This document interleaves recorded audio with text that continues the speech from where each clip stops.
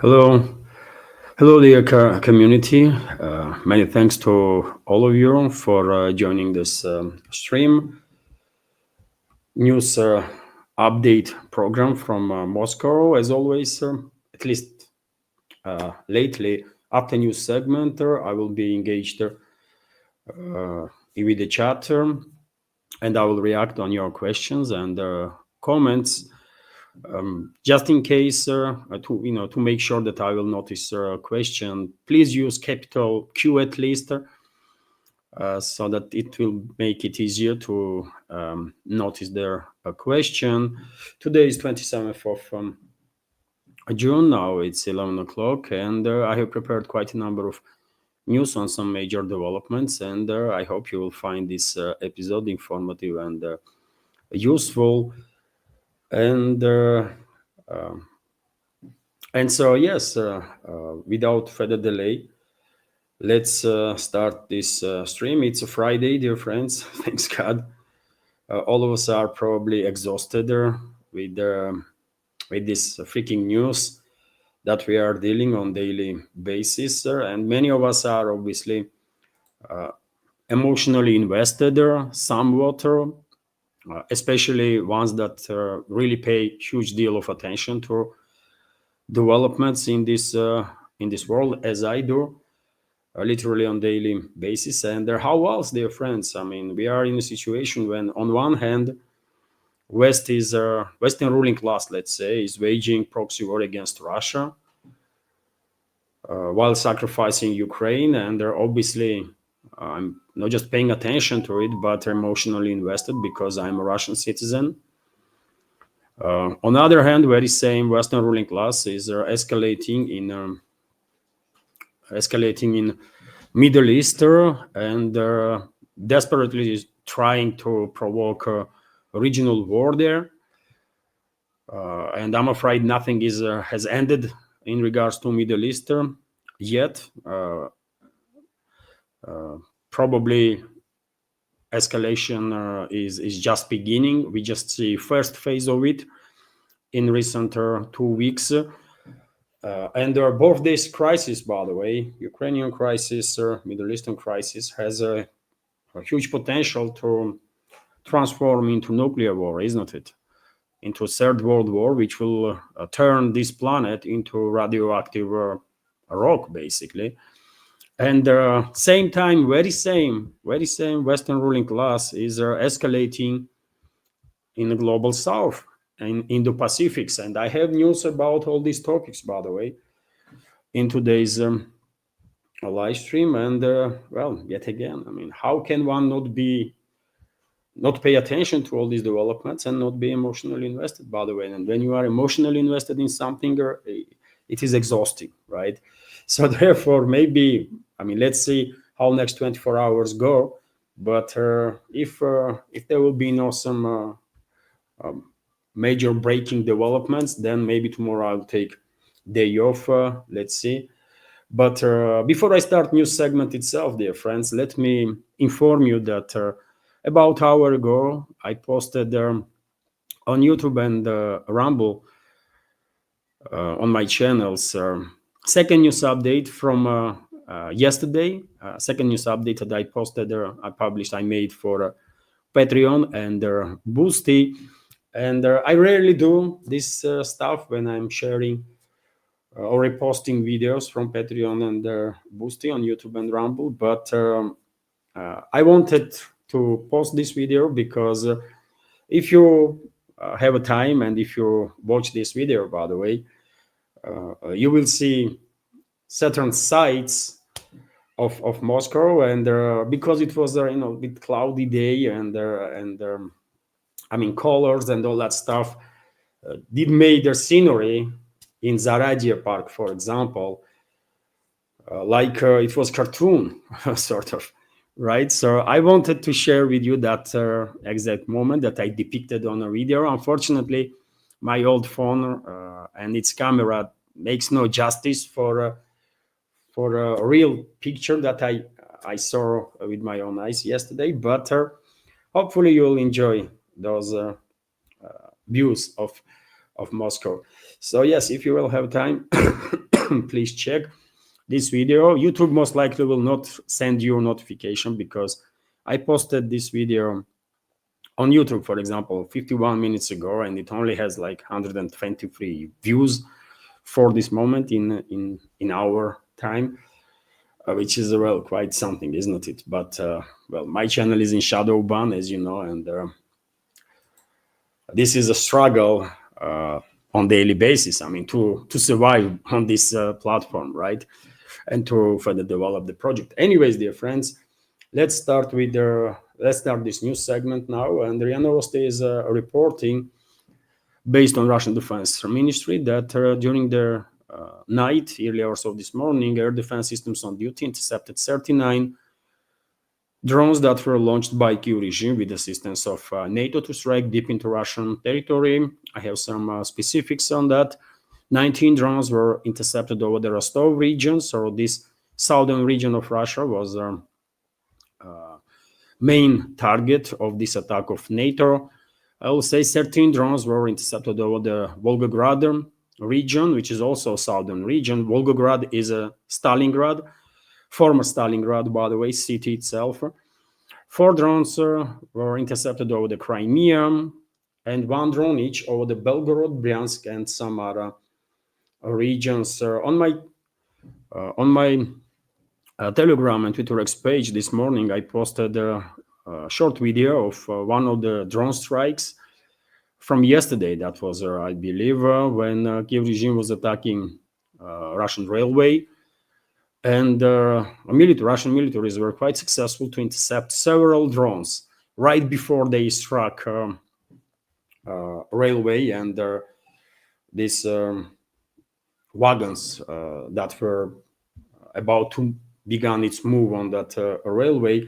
Maybe many of you already have seen that video. So yes, successful work of Russian air defense systems, but this is yet again, this is daily stuff, and 39 drones at this point, it's relatively a low level of activity, one may argue, because quite often Kyiv regime, with the assistance of NATO, are launching over 100 drones to strike deep into Russian territory.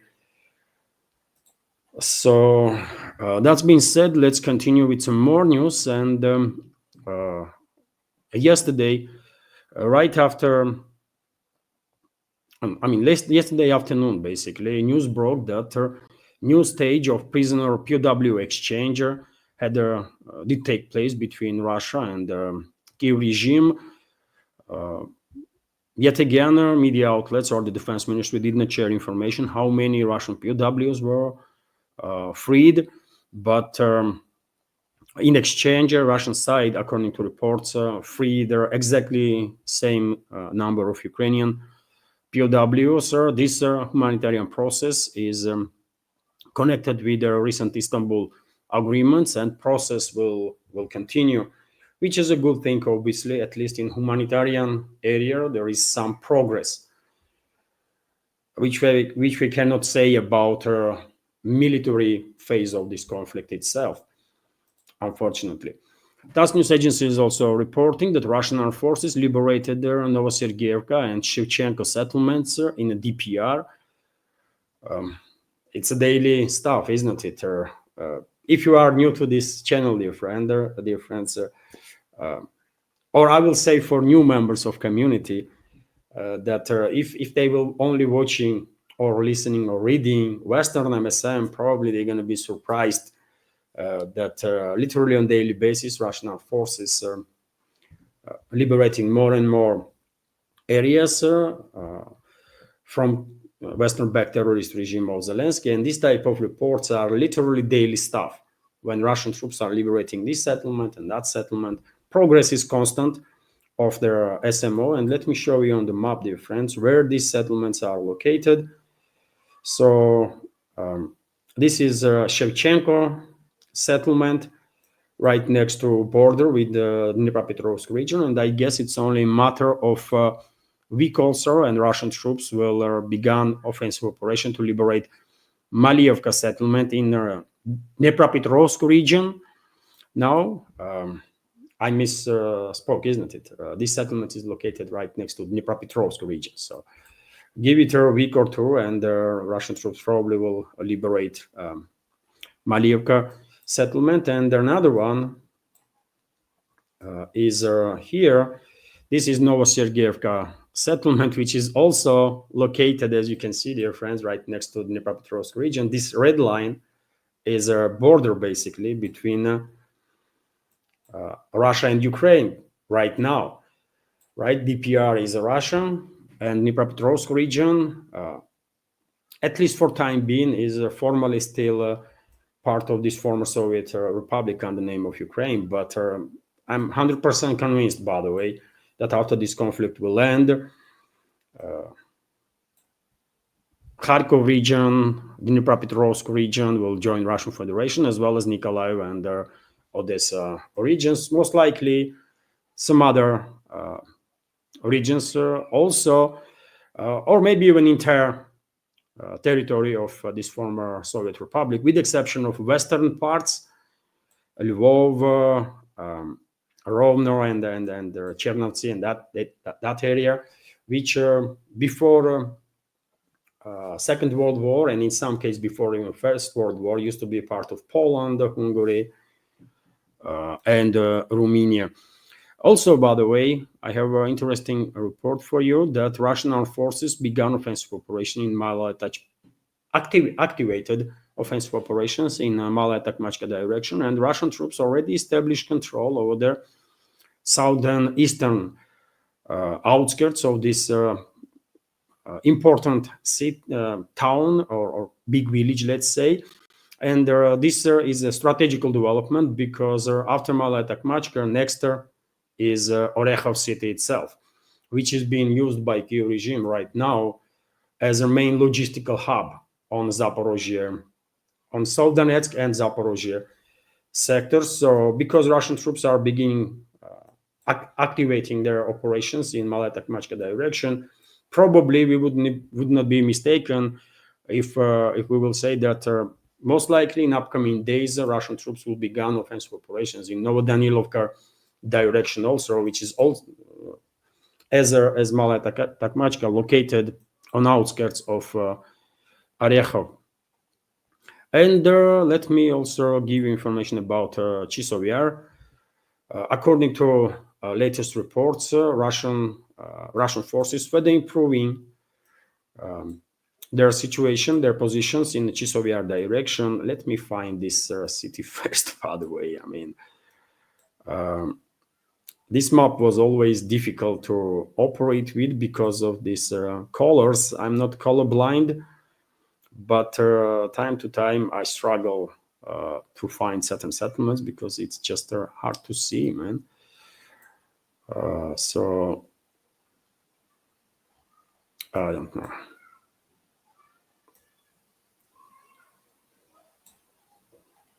Where is the freaking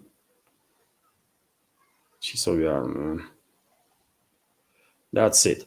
So this is Chisov Yar, dear friends, and according to reports, Russian armed forces significantly improved their positions in this city, and basically some sources even are reporting that practically all districts of the city are now under Russian control. Although under Russian operational control, let's say because Kyiv regime's forces still are presented in some areas, and clearing operation is still underway. But significant progress of the Russian armed forces in this direction. Same can be said about Kupiansk.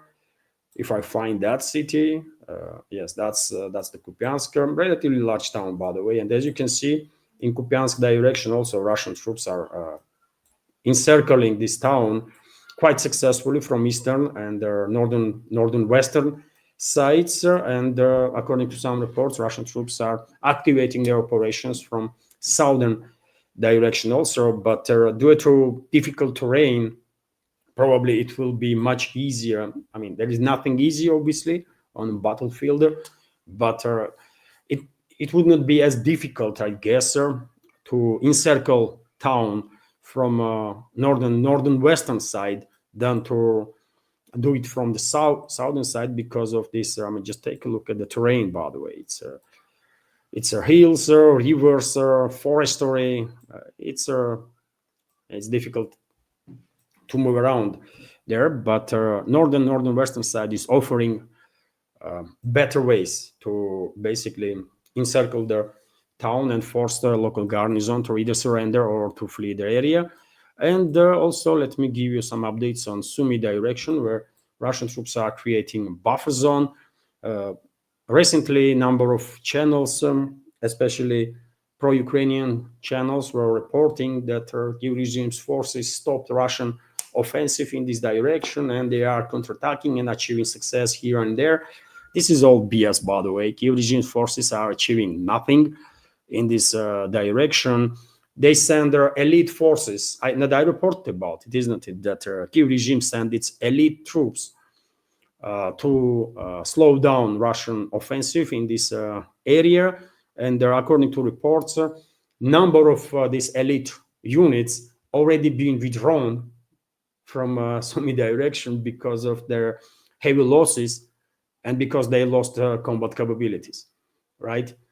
And so now we are receiving reports that Russian troops basically are about to completely liberate Yunakovka settlement, which is a main stronghold of Kyiv regime on the northern part of Sumy region that is bordering with Russia.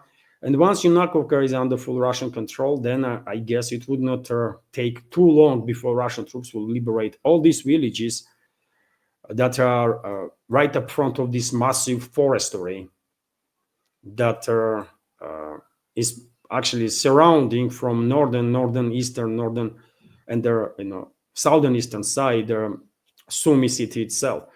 So Russian troops, once they will establish control over these settlements, probably will move westwards and will try to encircle Sumy, not from to reach Sumy, not from northern or eastern or southern side, but from the west, as it's done, by the way, in Kupiansk area also. Okay, that's been said. I will just add that initiative, by the way, is in Russian hands all along the front line, and Kyiv regime and its NATO backers have no chance to regain initiative ever on any direction. It's just not happening, right? All they do is sacrificing more and more troops for geopolitical agenda of the West, and that's it. To continue, let me share with you this information from RIA Novosti that according to pro-Russian underground or pro-Russian partisans, there was a Russian strike on Ukrainian armed forces training ground, where most likely foreign military, NATO, let's say, military personnel was also neutralized. So firing range where foreign military personnel trained Ukrainian armed forces was struck in Sumy region. Sergei Lebedev, coordinator of their pro-Russian Nikolaev underground, told RIA Novosti, and we have quote from statements of Nikolaev. So flight over their Stechkovsky training ground, the former training center of their Sumy higher artillery school was located there. Later, the training ground was transferred to missile unit, which with the start of their special military operation, they trained artillerymen. Again, in general, they were hit. And now they are being trained by foreign military personnel, the agency's interlocutor said. And who this foreign military personnel is, by the way? It's a NATO staff, isn't it? NATO military personnel. In this information, we don't have specifics from which country and so on. But once this conflict will end, I am quite sure it will not take too long before we will find out which NATO member state lost how many of its personnel, either from military or from intelligence services, as numbers gonna be in thousands, by the way. Overall numbers of NATO losses gonna be in thousands, not in tens, not in hundreds, but in thousands. And according to many military experts, Western military experts included. Just Poland, by the way, lost several thousand of its troops that were designated as mercenaries. Just Poland lost several thousand of its troops, right? So overall number definitely is going to be in thousands.